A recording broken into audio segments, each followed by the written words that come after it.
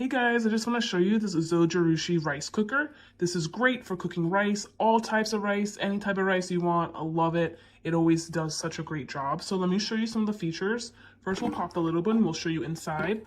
Inside, you're going to have all the measurements so that if you don't want to use a measuring cup, you can just use the side. It's got all the things on both sides. We got sushi rice, brown rice, and white rice over here, and mixed rice, and then we got porridge and sweet rice and white rice over there. So this was going to tell you how much rice to water ratio that you'll need.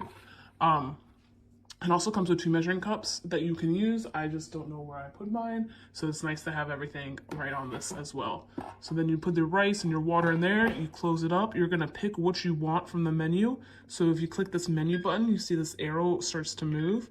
And so there's quick cooking, there's rinse free, there's white mixed, and then there's sushi rice, porridge, sweet, and brown. So you're just gonna pick the type of rice that you're cooking, and then you press cook, and you're good to go. And it's going to cook your rice perfectly every time.